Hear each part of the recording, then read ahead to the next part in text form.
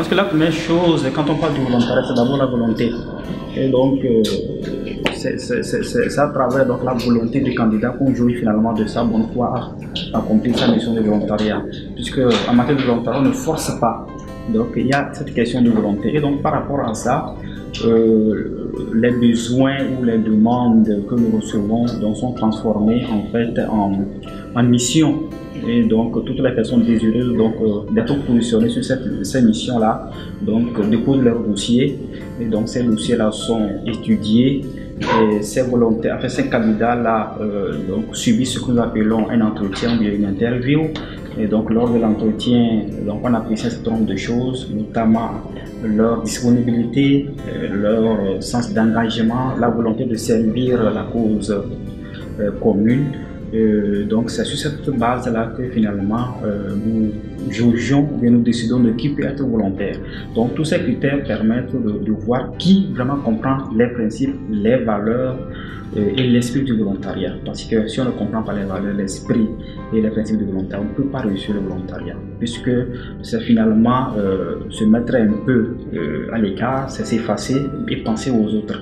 Donc à travers les entretiens, on permet en fait aux volontaires d'afficher sa volonté et ça nous permet à nous de voir s'il a, je dirais, tous les éléments pour pouvoir réussir sa mission de volontariat. Donc finalement c'est voir chez le candidat sa disponibilité, sa volonté et sa compréhension de l'esprit du volontariat finalement. Donc ce sont ces éléments qui permettent de voir qui est le bon candidat et qui ne l'est pas. À l'entretien par exemple, quelqu'un vous dira je suis là parce que je n'ai pas de travail. Il vous le dira clairement. Et donc cette personne-là en fait n'a pas compris le volontariat. Une autre personne vous dira je sais que je ne suis pas salarié, mais je suis épris d'un certain nombre de valeurs, des valeurs humaines, des valeurs cardinales, des valeurs sociales qui me poussent à me mettre au service des autres, à servir les autres. Et donc cette personne-là, on peut la juger une bonne candidate à faire le volontariat. Par rapport aux volontaires internationaux, je ne dirais pas fondamentalement. En fait, en termes de pédagogie, en termes de forme, je pense que c'est la même démarche, à savoir voir sur le volontaire, sur les candidats au volontariat, comprendre l'esprit du volontariat, s'il comprend le sens de son engagement, s'il comprend les principes et les valeurs pour lesquelles il veut s'engager. Donc, au niveau de la forme, je pense que c'est la même chose. Maintenant, il y a des spécificités. Parce que quand nous prenons par exemple ce que l'Alliance nationale du volontariat fait, il s'agit là des volontaires nationaux. Et donc, les paramètres d'études, de candidatures vont se faire par rapport aux réalités nationales. Mais lorsqu'il s'agira d'un volontaire international, il faut tenir compte d'un certain nombre de paramètres. À savoir, il y a des réalités internationales, il y a des réalités nationales. Il faut composer avec ces deux réalités-là pour faire en sorte que le volontaire puisse réussir sa mission. Mais fondamentalement, c'est la même démarche. Une démarche de sélection qui se base sur les éléments d'engagement, les éléments de principe, les éléments de valeur du volontariat. Et donc voilà.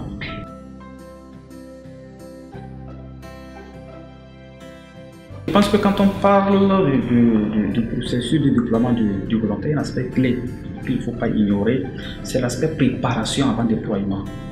Donc lorsque le volontaire par exemple sélectionné et qu'on se dit que nous sommes en face du bon candidat, il ne s'agit pas de conclure et de le déployer. Il faut le préparer à sa mission. Donc la préparation de mission veut dire beaucoup de choses. Quand je prends par exemple le cas d'un volontaire international, il faut déjà le préparer à son voyage. Il faut le préparer également à son accueil parce qu'il quitte son pays pour notre pays. Et donc il y a toute une préparation qui se fait en amont. Et donc si cette préparation est ratée, le volontaire ne peut pas réussir sa mission. C'est la première des choses. L'autre chose, c'est l'accompagnement du volontaire. Une fois qu'il est là, une fois qu'il a été préparé et déployé, il faut le suivre, il faut l'accompagner, il faut le manager en quelque sorte. Donc être au plus près de lui, partager ses difficultés, ses appréhensions, le comprendre, faciliter son intégration. Donc je pense que c'est important. Maintenant, cela se fait courant mission. À la fin de sa mission, il faut faire un débriefing parce que c'est important. Le volontariat là peut-être pour 1 an, pour 2 ans. À la fin de sa mission, qu'est-ce qu'il a pu capitaliser pour lui? Qu'est-ce que la communauté qu'il a accueillie a pu capitaliser? Qu'est-ce que la structure d'envoi peut capitaliser? Qu'est-ce que la structure d'accueil peut capitaliser? Et donc je pense que c'est important que sur toute la ligne, avant, pendant et après, que le volontaire ne se sente pas délaissé, qu'il se sente accompagné, préparé cours sur sa mission. Donc je pense que c'est comme ça qu'on peut permettre à un volontaire de réussir sa mission et je pense que c'est fondamental.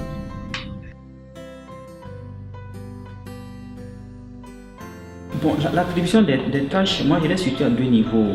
Lorsque le volontaire est mobilisé, il est mobilisé sur la base d'une fiche de mission.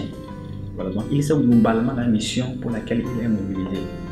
Et donc, lors de la formation pré-affectation, mais lors de la préparation donc, à la mission, donc on lui parle de la mission pour laquelle il est déployé.